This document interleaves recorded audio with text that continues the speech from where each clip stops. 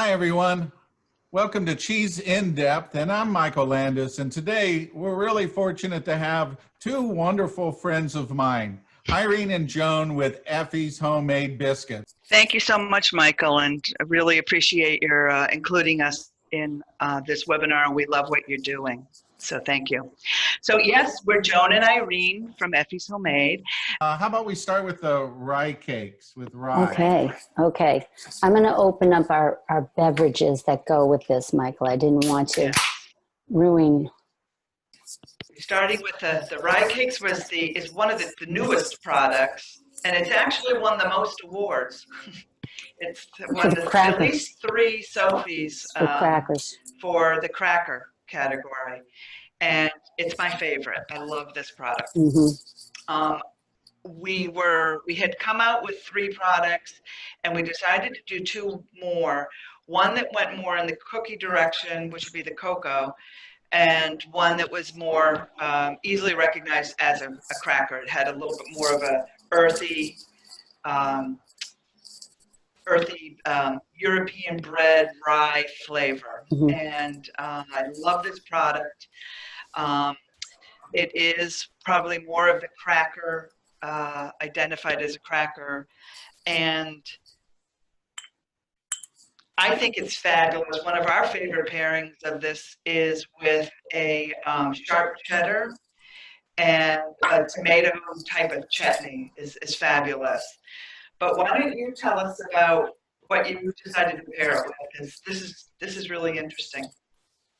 I've been able to use them in a wide variety. There's a lot of people think that just because they have some sugar or sweetness in them, that you can't use them with tart. And I think it's the opposite in that way, is that it actually brings out the flavor. But for this pairing, I'm working with Cypress Grove with the lamb chopper, born to be mild. And so it's a nice, really easy to enjoy cheese. It's got more butter than anything else. It's got a little hint of tanginess to it. So what I wanted to work with this was with the Savannah bee honey, the honey for cheese, and also they produce a honeycomb. And so my favorite is really a little bit of either the honey itself or the honeycomb on here. And you don't need a lot. That's one of the things about the rye, is that brings enough flavor in here where we're able to enjoy it without having to create some major pairing. You can really enjoy this with just the simple flavors. You don't really have to have 10 different things. You don't have to have charcuterie or anything like that. I mean, you can get crazy with that. And then for beverage wise, because this has got some sweetness to it and that buttery tang with the cheese, I went with a Vienna lager. And this happens to be a local beer. This is Crooked Thumb from Safety Harbor. It's Harbor Lager. And it's just a really nice, simple, but you can see how dark this lager is, that it's got a lot of grain to it, which really helps and brings out more of the flavor of the cheese, the rye, and a little bit of the honey. Wow, Michael. It's a great combination, Michael. I love the lamb chopper with a little extra sweetness of the honey is terrific. Do you know what's interesting, Michael? Our rye cakes are definitely our best cheese pairing biscuit. There's not a cheese it doesn't go with, from a very creamy, buttery blue to a bolder blue to sharp cheddars, whatever falls in between it is. And we've had the lamb chopper in one of our other biscuits often, but I never put it on the rye cake. And the rye really stands out, but the butteriness of the cheese is amazing. And that honey is just a nice little kick there. Like you said, it's not overwhelming. I'm not having anything too much right now. That was fabulous. And loved it. It's funny that I do a segment for CBS, a Great Day Live, and there was I think 4 segments in a row where I had cheese and I had brought on the rye cakes. And so we're getting ready to shoot, and the hostess turns to me and she says, "Do they make anything other than rye cakes? Because that's all I've ever seen." And I never really thought about it because they so universally pair that you know, because you know, when you're looking with cheese, you really want something that doesn't have a lot of that sugarly sweetness to it. And this is one of the products that I think is so universal. And that's why I wanted to start with this, is because we can use this across the board. Anything that we're doing today could be used with the rye cakes. And I think it's magnificent for somebody that wants to go out and have a nice little pairing. And you know, building cheese boards today, with the way that we are, these should be single serving for, you know, 1 or 2 people. You don't need to get crazy. And the pack that you have them in, typically for me, it is with another person, it is a single serving. There are 22 biscuits in there, Michael, but who's counting, right? The nice thing about what I'm loving about these pairings, and that you're mentioning there, but is the lightly sweetness of our biscuit adds. It's not like everybody loves bread and cheese together. It's a classic, of course, but I think what our biscuits offer is a different level. It's almost like a perfect pairing, you know, and it's a little bit more dynamic in a way. It's not just, you know, and it sort of plays off of either the sharpness or the butteriness of the cheese with the butteriness and the toasted grains of our biscuit. So it's sort of like a play with flavors. And I think that's what's so fun about our biscuits with the cheese, you know? Well, I have a friend with 610 Brewing here in Tampa, Chris Johnson, and he's a head brewer there. And he collaborated with this guy that they did a beer that was pastrami beer, and spicy pastrami. And you mentioned that with the rye cake? That beer and this rye cake was absolutely fabulous. So oh my god, on rye cake, I don't know, it was so good. So I want that. The cool thing about the rye cakes also, it was fashioned after, I used to bake and worked at a bakery out in Seattle, but one of the things I used to play around with was a walnut rye bread, a real European walnut rye bread. And that was sort of the inspiration for this biscuit. And then to have like the butter in there, it's like you got everything all wrapped into one, you know, and just caraway seed in the background, you know, not overpowering, just a hint. It is. And what I really admire about your flavors is that I taste the rye, but the rye is so well balanced into the biscuit that you're not tasting a sweet, sugary rye. You're tasting rye with some real quality breadiness to it that is got a nice sweetness, but not overly sweet. Like I said, the pastrami, put a little mustard seed on that, and you can go. Yeah. There you go. Yeah. There you go. That sounds great. Sounds great. Where can we get that beer? You got to come to Tampa. Okay. No, I think really the rye cake, it's like we said, it was one of our last one, a little bit more on the savory end, really popular with obviously like the specialty cheese counter. It sells almost any biscuit, I mean, any kind of cheese there, but to me, it's just, it's very homey still, you know, it's not too complicated. It's still very homey. There.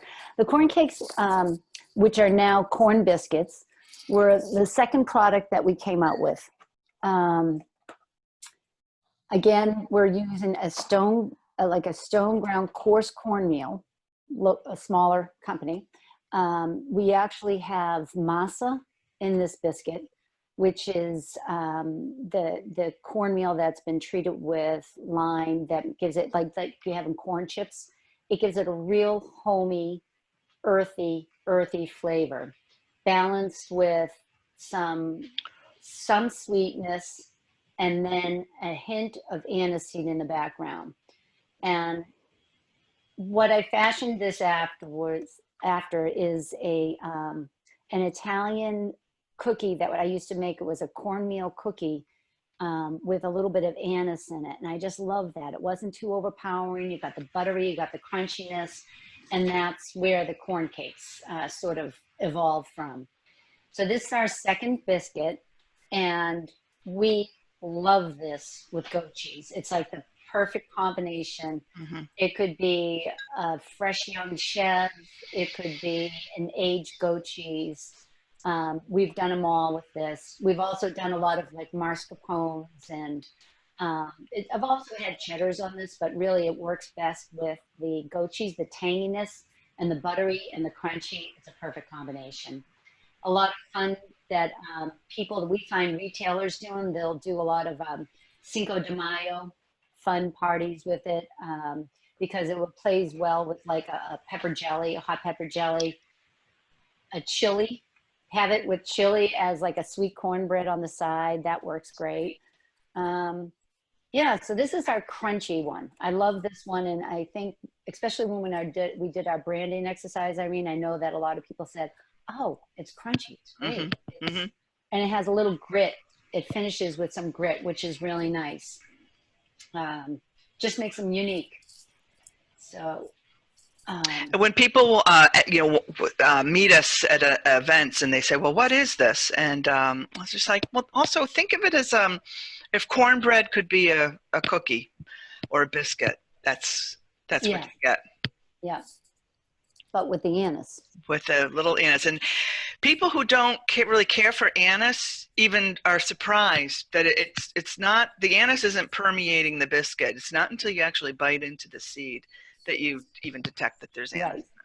And again, most of our flavors are layered, so there's nothing overwhelming. There's not going to be an extract or something like that. Mm-hmm. It is layers of flavor that you get. And again, a lot of that is also our production method, which is it's a bit labor intensive, but it makes the quality. Our flavors aren't mushed together. They're individual. So I always think that that's a good selling point too. So you have a pretty cool pairing here, Michael. Well, that's great.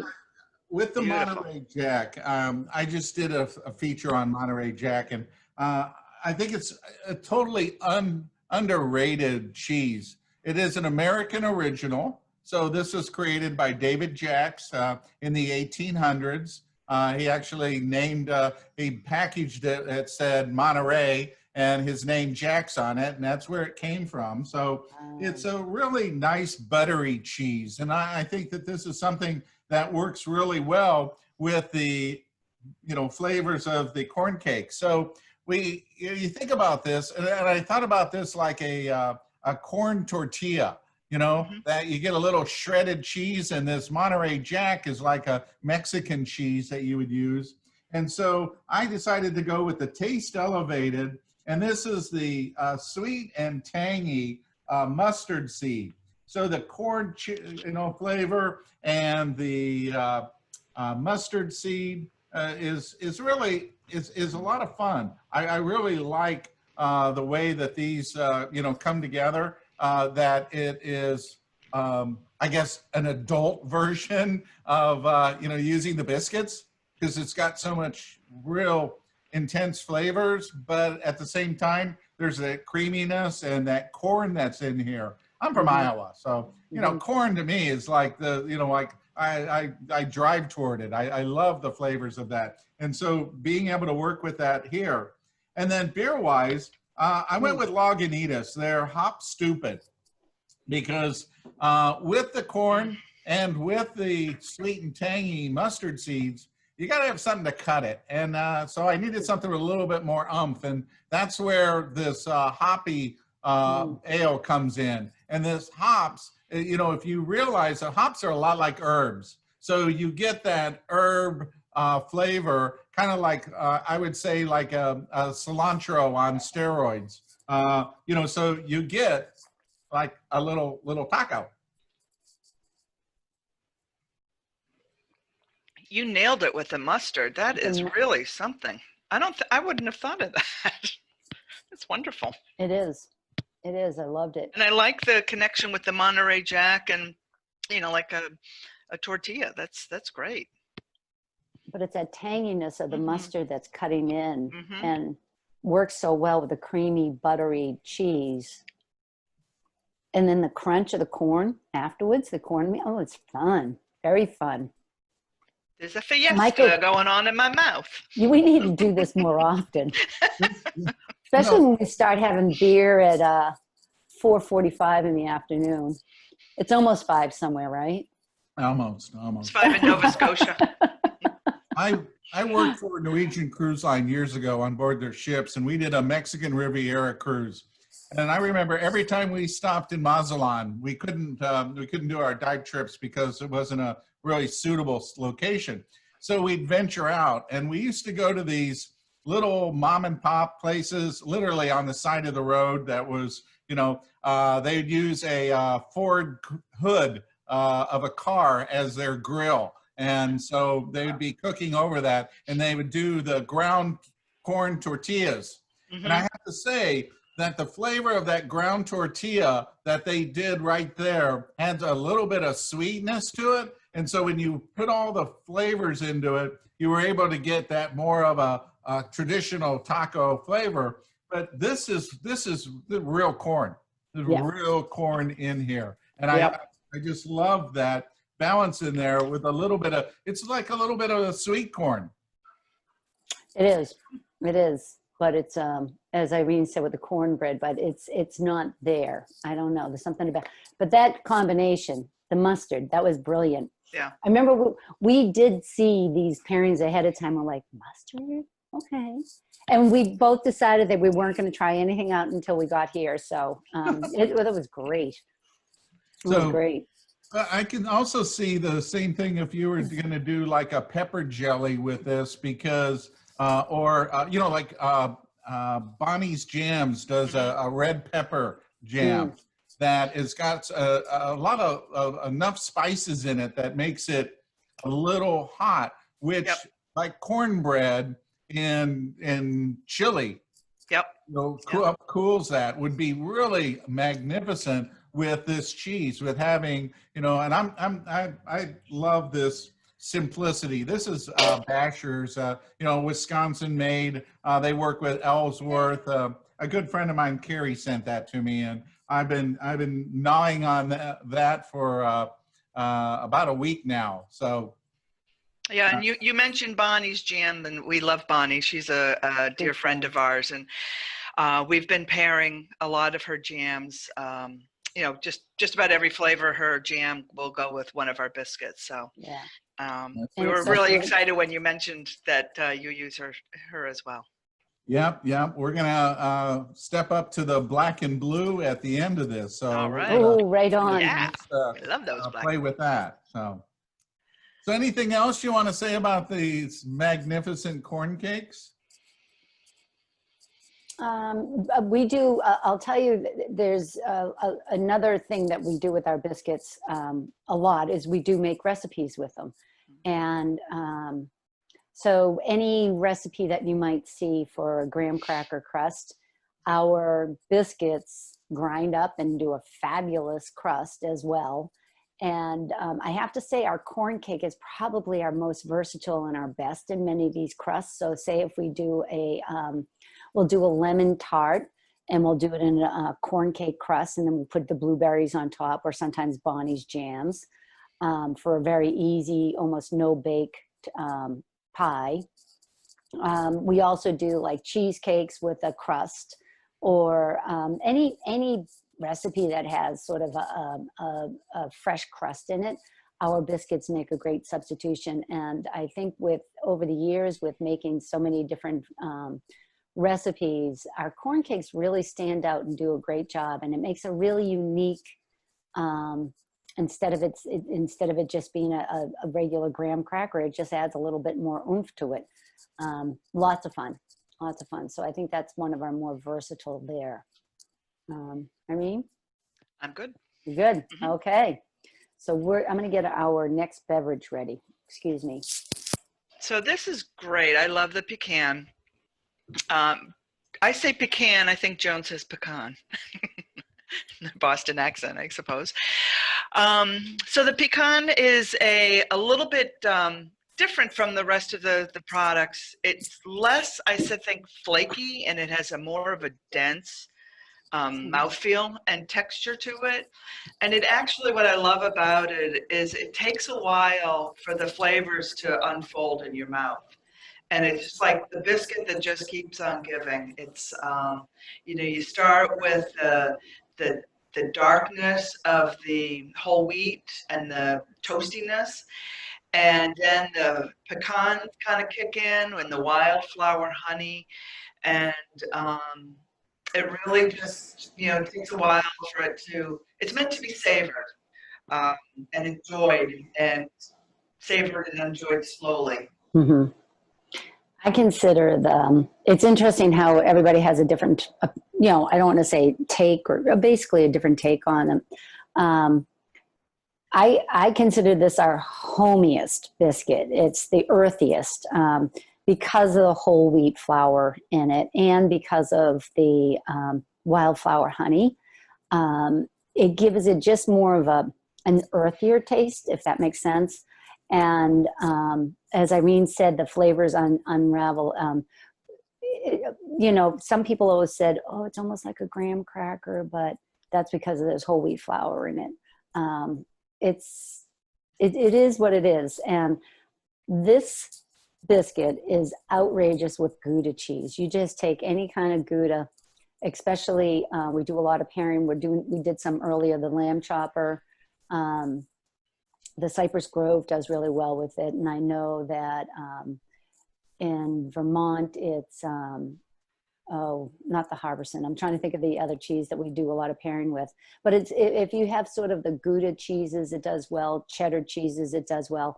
And any creamy blue, like a buttery blue, we often pair our pecan nut cakes with Cambozola, and it sells like crazy. Especially when we do like trade shows, and we'll partner up with other cheese people, and we'll do these events. We'll just like sell back and forth, pecans, Cambozola, or, Cypress Grove and our corn cakes, or our pecan nut cakes. So let me see, what else you think about the pecan, Irene? Well, we love, it sort of has a southern, sort of, reminiscent of the South, something that you might find, pecans are grown in the South and Texas. And again, that's another thing that we can source, locally. And that's been smaller companies that we get our pecans from. You sort of negotiate that, within the year, but, and you hope everybody has a good growing season, but we use smaller farms for our pecans, and that has been a great introduction to understand that market and how that's all sold, and how many farms there are out there doing the pecans from Virginia all the way out to California. So that has been a great learning lesson. But we love the pecans, and it's, again, I think it's one of our homiest and earthiest of our flavors. The Goudas work really well. I find that you get into aging of the Goudas, and that's where we really take off into the maple caramel flavors. And Marieke does a 2-year aged Gouda, and God, I love her Goudas. And this is a raw milk Gouda, so you don't really get a lot of opportunity for that. So this is an exceptional flavor profile. And I pair this every single time. This is my go-to with Rutherford and Meyer, their pear paste. And this is such a simple thing. Here's the thing, is that, when you're entertaining, you have to bring all these things together. Well, with the pear paste, you don't have to be slicing pears. You don't have to be doing any of that work. You can just open up the container, cut a slice out, and then add it to the cheese, and you're done. No other work needs to be done. Entertaining needs to be simple and uncomplicated. So that's the direction that I went with this. It's wonderful, and I love the pear. I love these pastes. That when you put the Gouda together, you get a phenomena with the pear paste of apple pie. It tastes exactly like apple pie. It's you know, I love that part about it. You know, a lot of times when you're pairing up cheeses, you get unique flavors to that. So when we add the pecan nut cake to this, it adds as the crust of a apple pie and brings it to the flavor of a baked apple pie. A deconstructed apple pie. Exactly. I love it. I love the pear with the pecan. It's such a natural fit. And we've always done either sliced pears or grilled pears, but I never had it with the pear paste. And it adds an incredible intensity. You know what I mean? Just. So I'm pairing this up with a prosciutto. This is Rusticco, which is one of the oldest Proseccos in Italy. And it is an authentic Prosecco. So you get that sweetness, you get the effervescence, but with Prosecco, you get that peach, apple, pear flavor that just it's a match perfectly, is they bring out the flavors. The pecan cake, though, brings out more of the fruit in the Prosecco. So you get even more of a richness. This is a perfect afternoon dessert. You know, you have a nice lunch and you want to have something really light, but something that is scrumptious, that brings out the sweetness. And it tastes like you're getting your daily amount of fruit. It's amazing. Incredible. We'll use this again.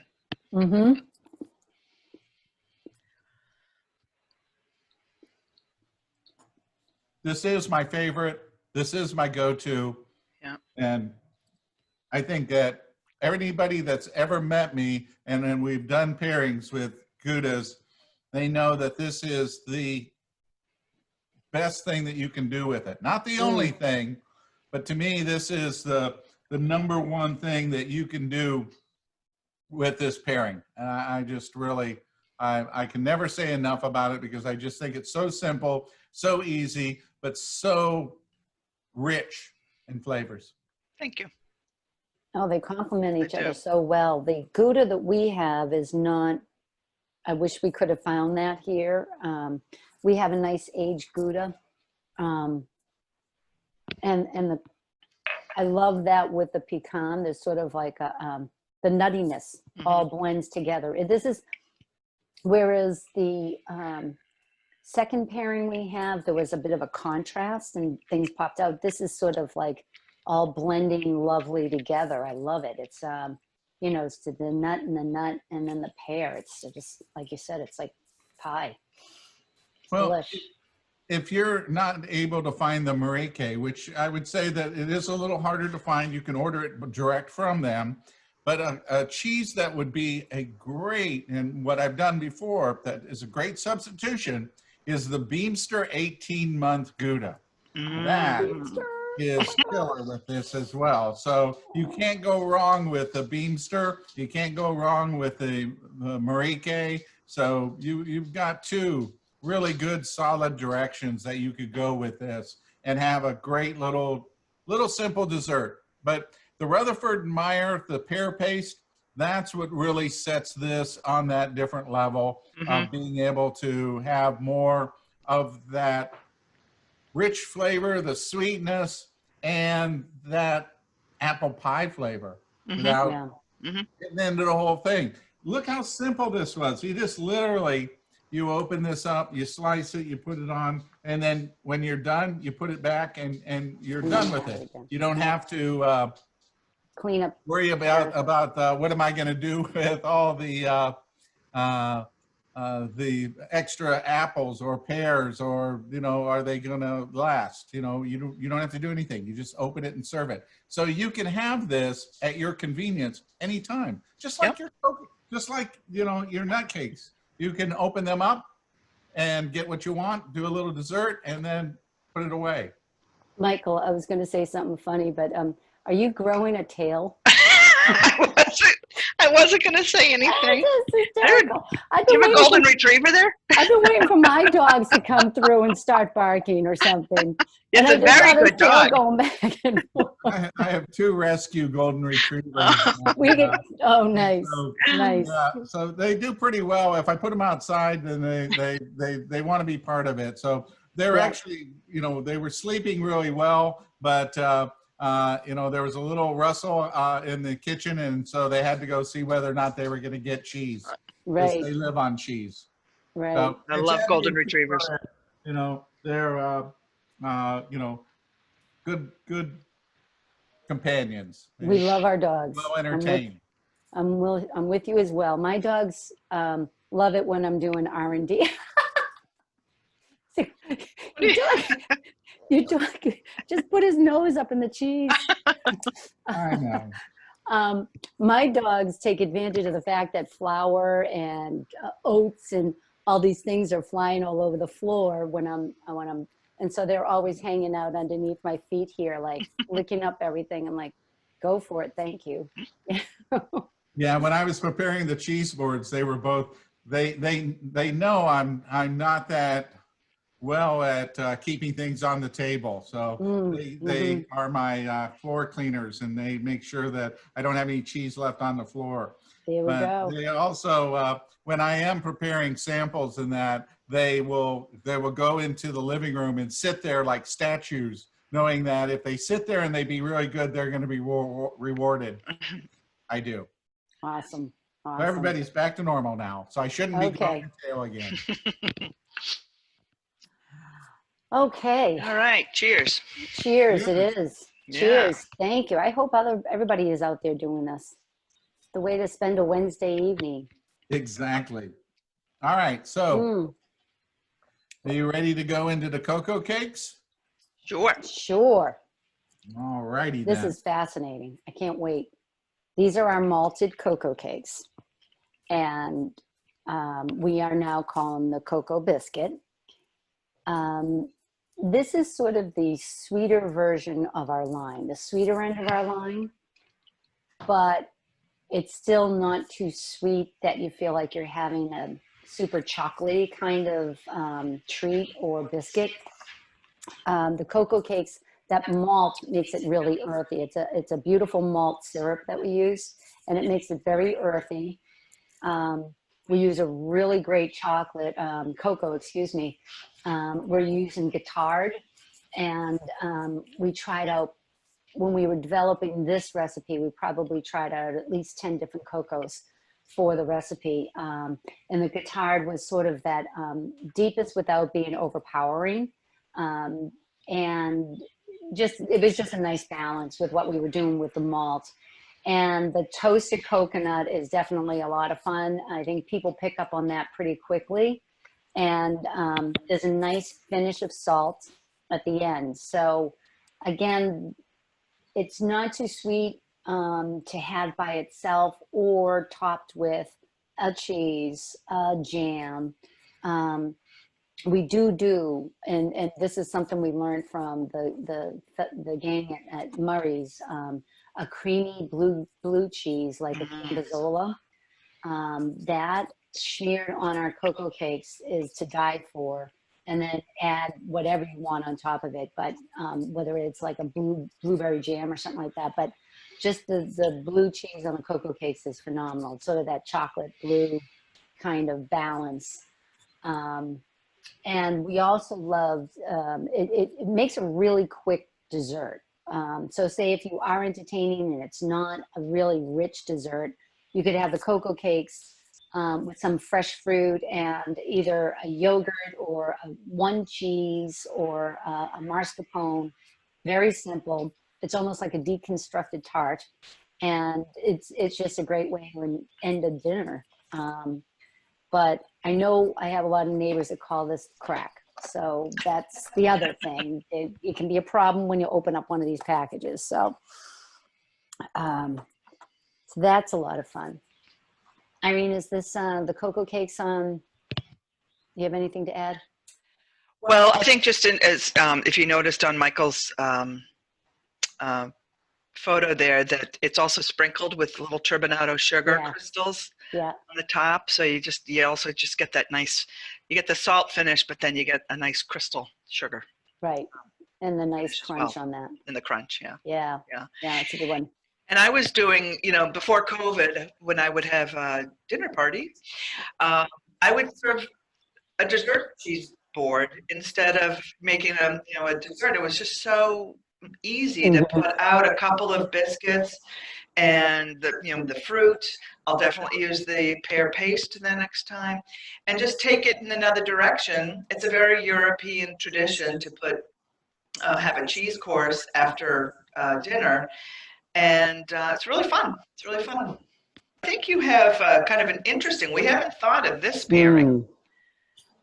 Well, when we were talking about this, what I imagined was that a lot of times when you have chocolate biscuits and that, fruit is like the first direction that I go to. I thought oranges, and then I thought something a little bit more, I thought a little bit more acidic, which the acidicness would bring out a little bit more of the buttery flavors. And so I chose the Sartori. This is their BellaVitano Parmesan, which I love this cheese. This is just a fabulous snacking cheese on alone, shredding and that. And then Bonnie's Black and Blue. And you guys have worked with this before, haven't you? Oh, I love it. Mm-hmm. So we're looking at, delicious blueberries, blackberries, and that tartness and tanginess that you get from it is really the direction that I was looking for, because I want to be able to bring up the tanginess here, or the buttery flavors of the cheese, and also using the chocolate. So having the chocolate in here, having the Parmesan, which sets a really great flavor profile. And then beer-wise, I went with Swamphead Brewery. Now, these guys, they do an amazing stout. And this is what they call the Midnight Oil Oatmeal Coffee Stout. So I got oatmeal, coffee, stout, the cocoa cakes, the blackberries. Oh my gosh. I have everything you need for nutrition and living. This is fantastic. Mm. Oh, I'm learning so much from you, Michael. I wouldn't have found this. This is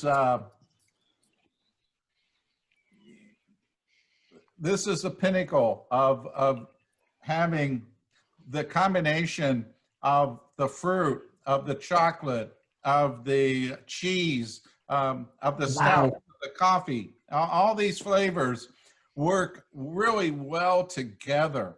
There's but like the flavors that you put in, they're balanced. So I'm not tasting all chocolate. I'm not tasting all grain. I'm tasting a nice balance of those flavors. And then Bonnie's, this jam is just so well made. It's not sweet.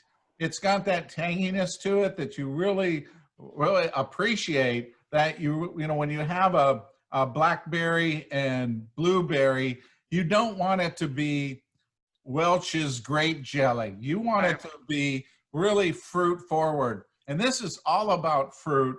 And with the cheese and with the cocoa cake, oh man.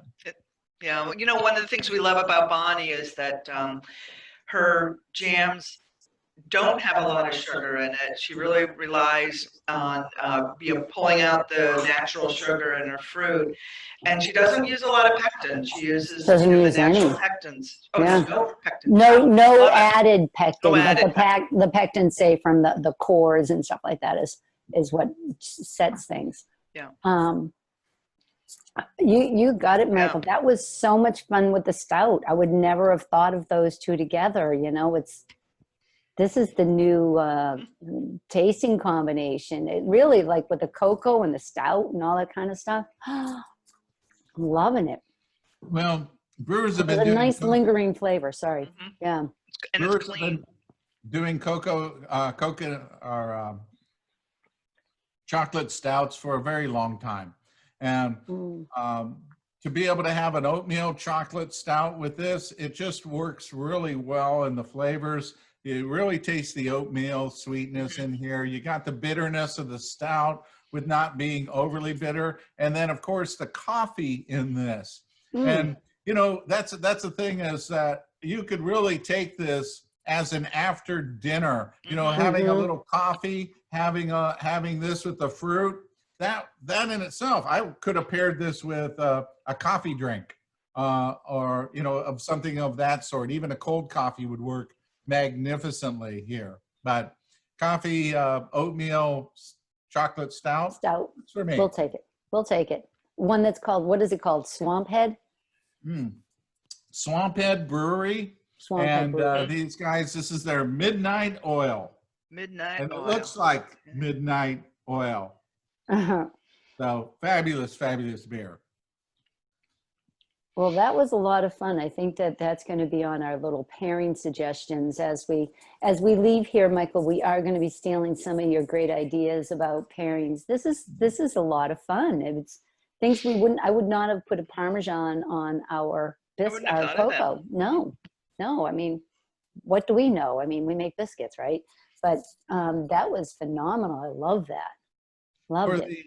For Parmesan and Parmigiano Reggiano, I've paired it with the chocolate covered almonds, and it does very well. So I just naturally thought that they would be another really good combination of flavors, and they are. Just by themselves, the Parmesan lends itself well to the cocoa cake, so it's really nice. Just those two, but adding the fruit in there, that just yeah, it's that. I'm gonna skip dinner and just after this and finish this little cheese board and see how far I can get in that biscuit tray.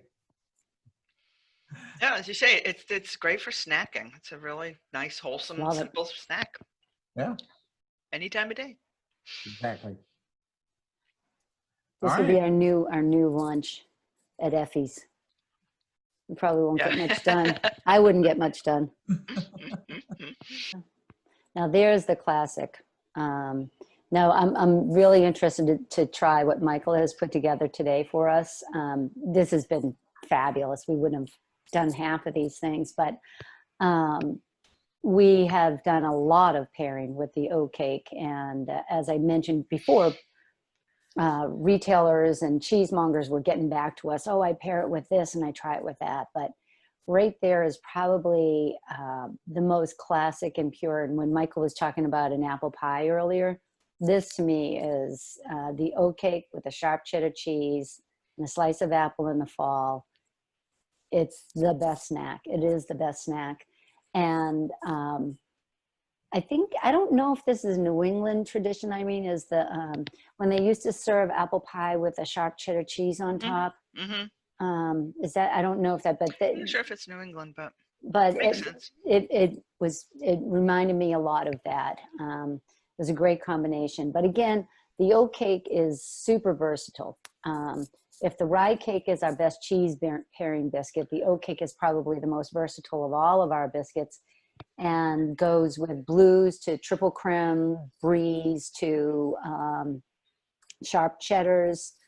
We've had goat cheeses on there, mascarpones, name it, it does pretty well with all of the cheeses. And in particular, sort of that sweet, sharp balance is nice, or the buttery balance. And Michael is certainly turning us on to a lot of those balances today, that's for sure. So you have your last drink? I do. Yes. I do. So Michael, you've put together a really fun pairing here that, why don't you talk us through it? But we've also done this a couple of times, and this is actually an award-winning pairing.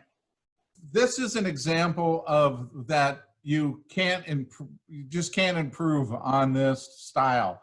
Being able to use the mascarpone with the oat cakes is just so classic that I didn't want to take it to some direction that would be, I think, disrespectful. I think that this is such a classic flavor that it works so beautifully.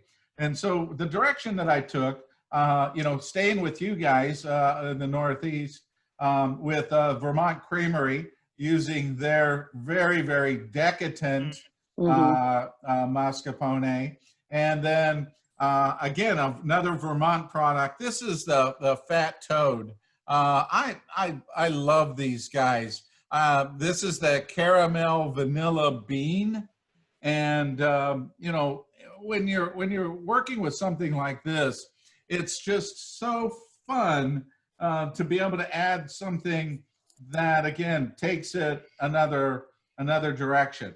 And so you get this beautiful little dessert. It's just so pretty and just the way it is. You get the flavors, the caramel, the vanilla, all of this comes really well together. So I'm pairing this with the Seven Daughters Moscato. And Moscatos are kind of like a sweeter Sauvignon Blanc. So you get a little bit of that grassy sweetness out of this, but it's not it's not really sweet, sugary, but it has that acidity to it that kind of works well with all the flavors, with the oat cakes, with the mascarpone, with the dripping caramel vanilla bean. Oh, if you haven't tried this. This is outrageous. Oh, I hope the people from Fat Toad are watching this.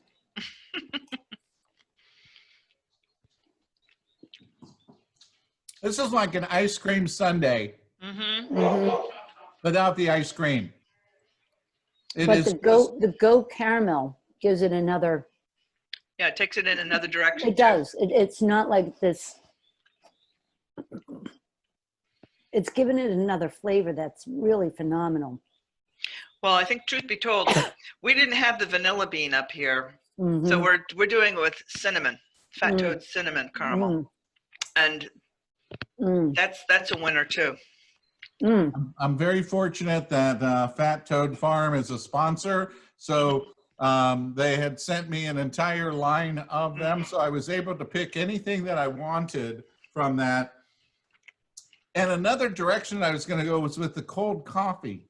I think the cold chocolate coffee would be really amazing with this as well. But the vanilla bean, because you see a lot of Madagascar vanilla in the mascarpones anyways. So that's kind of the traditional thing that I wanted to go down. I wanted to respect that this has got traditions of quality, and that if people have never tried mascarpone on the oat cakes with a little bit of, if you can't get Fat Toad, well, you can get Fat Toad. You just go online, Fat Toad Farm, and you'll have it.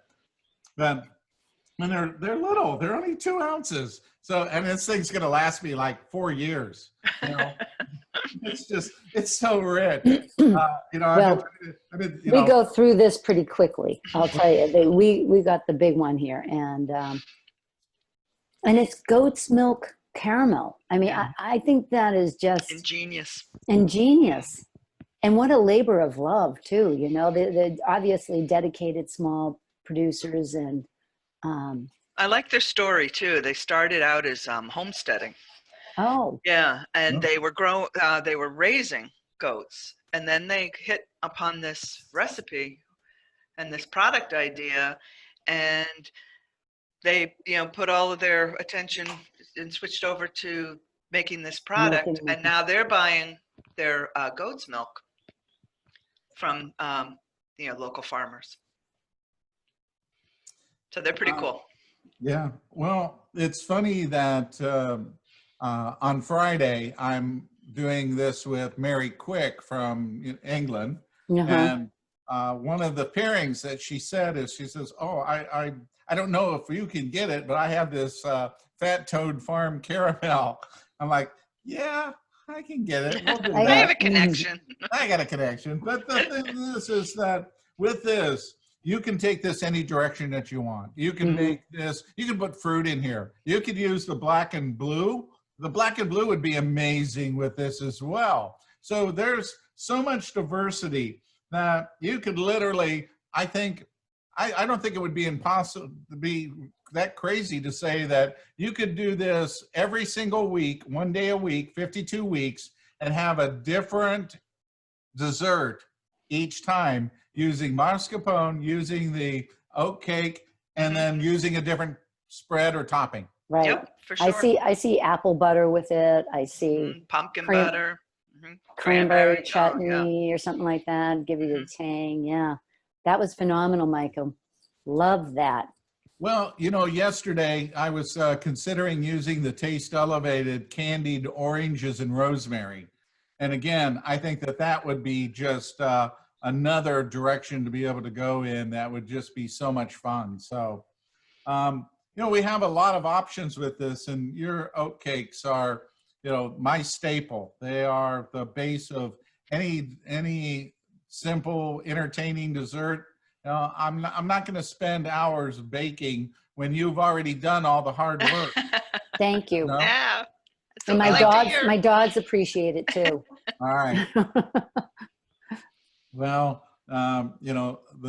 the puppies only get cheese. They don't get anything else, even though that they would love to have a little bit of the fat toad, but no, they're already they're rescues, so they're already on that edge.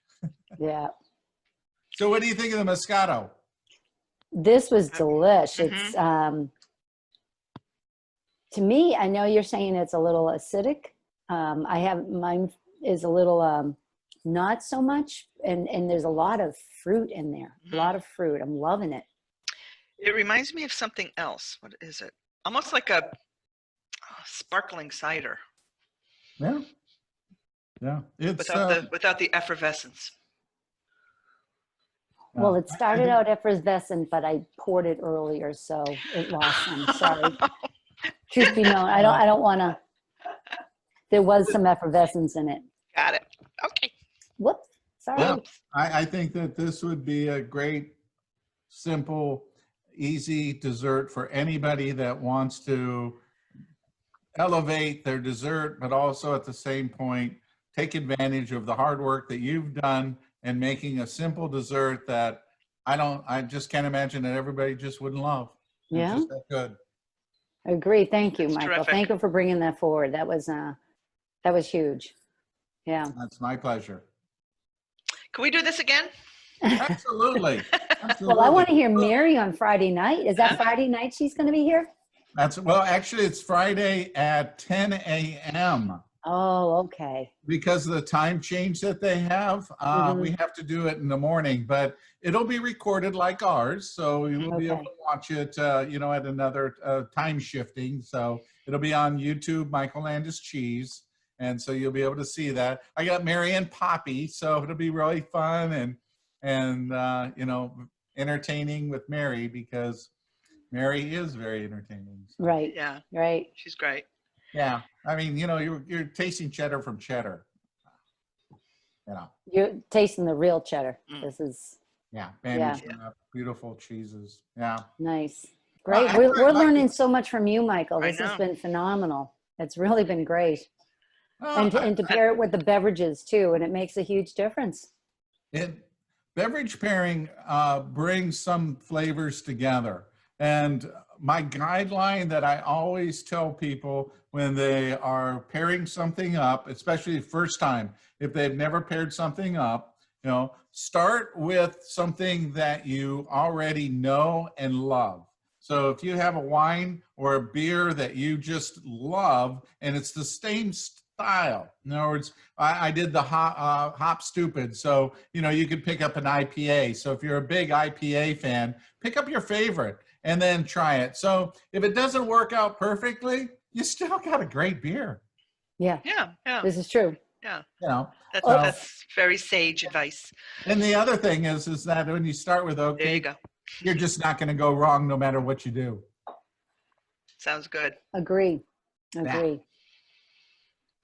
Well, thank you very much, Michael. This has been really tremendous and A lot of fun. a lot of fun and a Yeah. good opportunity for us at Effie's and the team. So thank you.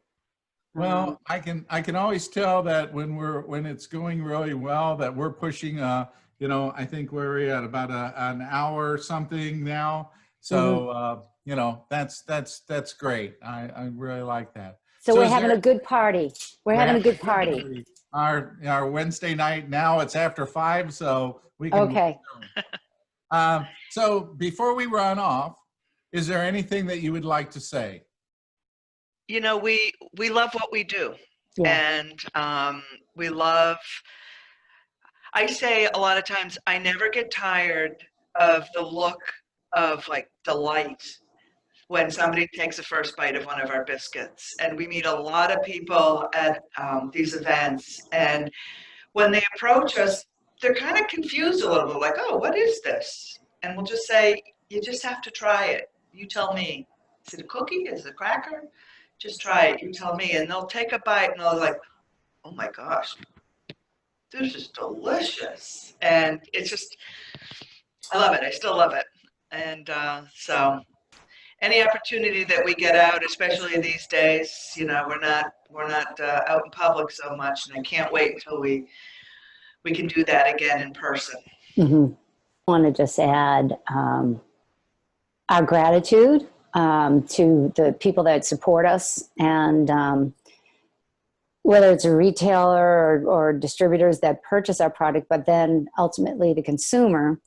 You know, it's your feedback that, as I mentioned earlier, guided us through not just a rebranding, but, you know, just we listen. But, you know, we have a lot of passionate followers that love our product and appreciate what we do. And we certainly appreciate it. I mean, as Irene said, we're friends that reconnected, and let's try this business. Let's give it a shot. At the worst time the market could, you know, it's like, and if anything on that end, it's like, you know, one foot in front of the other. You got to do it. You got to just keep trudging along and doing it. And that's what I think everybody's doing right now, and trying to wade through what this current situation with the pandemic is bringing to us, bringing to light. But in the meantime, great gratitude, and thank you, everybody. And thank you, Michael, seriously, who's a black circle right now, or square. There you are. Thank you very much, Michael. This has been fabulous. And thank you. I love you both so much. Oh, thank you, Michael. love you too. This is great. This is great. Thank you. All right. Well, be safe, take care, and we will reconvene in the very near future. With other pairings, and you be safe too. Thank you very much for everything. All right, I will. Okay. Thank you. All right. Good night. Bye-bye. Good night. Bye-bye. So take care, be careful, wash your hands, wear a mask, and we'll see you soon. Thank you.